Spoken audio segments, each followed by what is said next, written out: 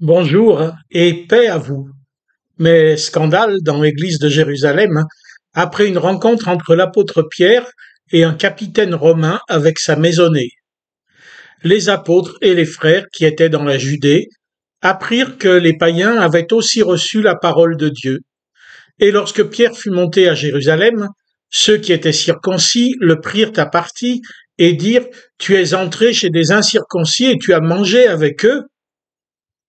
Oui, scandale dans l'Église parce que ça ne se fait pas, et que la Torah, la loi de Moïse, interdit de telles fréquentations, qui rendent impurs les Juifs. Comment alors prendre la scène avec des frères et sœurs impurs?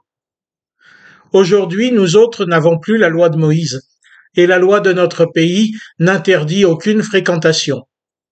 Or, il nous arrive parfois d'avoir de telles fréquentations de gens qui ne sont pas de la maison, comme il nous arrive parfois de critiquer vertement ceux qui en ont. D'ailleurs, qu'est-ce que c'est être de la maison? Dans l'Église, chez nous, ça n'existe pas. L'Église est celle du Seigneur Jésus, pas la nôtre, quand bien même nous y serions nés. Or, il y a dans l'Église des gens qui me ressemblent. Ouf, je ne suis pas seul. Et aussi d'autres gens qui ne me ressemblent pas, mais qui ont le même Seigneur depuis longtemps, dans une autre culture ou dans une autre communauté, ou depuis peu. Et il y a aussi ceux qui ont été invités pour une raison ou une autre, amitié, repas, mariage, baptême, etc., et qui ont l'occasion, comme à Césarée, d'écouter l'apôtre Pierre leur annoncer l'évangile de Jésus-Christ. En réalité, je sais où est le centre de l'Église. C'est la présence de Jésus dans la prédication et le sacrement.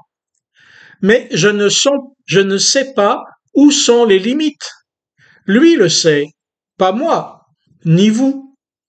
C'est même vrai dans ma vie. Qu'est-ce qui est à Christ? Qu'est-ce qui est à moi ou au diable?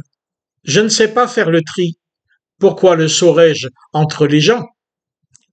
La question est grave pour les premiers chrétiens dès que des païens ont été convertis et plus seulement des juifs comme étaient Jésus et ses apôtres. La question est importante pour nous pour d'autres raisons et d'une autre manière. En effet, notre société n'est plus chrétienne. Ce n'est pas un scoop. Nous sommes très minoritaires en France, même en comptant catholiques et évangéliques. Nous le sommes de même dans nos vallées. Notre Église doit donc, pour sa survie, annoncer l'évangile du Christ à d'autres. C'est d'ailleurs sa mission aux yeux de Dieu. Comment ne pas le faire alors? Annoncer l'évangile à d'autres, c'est forcément aller à la rencontre de gens qui ne sont pas comme nous, se mettre à leur disposition pour pouvoir témoigner de ce qui nous fait vivre nous, en le leur proposant à eux aussi. Notre Église ne ressemblera plus, elle ne ressemble déjà plus à ce qu'elle était auparavant. Si, comme Pierre à son corps défendant, nous faisons ce que nous avons à faire, Dieu ajoutera à l'Église de nouvelles personnes dont la simple présence, mais aussi la piété, les cantiques, la participation changeront notre Église. Et c'est comme ça depuis la première Pentecôte. Changeons ou mourons. Mais Dieu nous fait changer afin que nous vivions. Et c'est bien. Bonne semaine.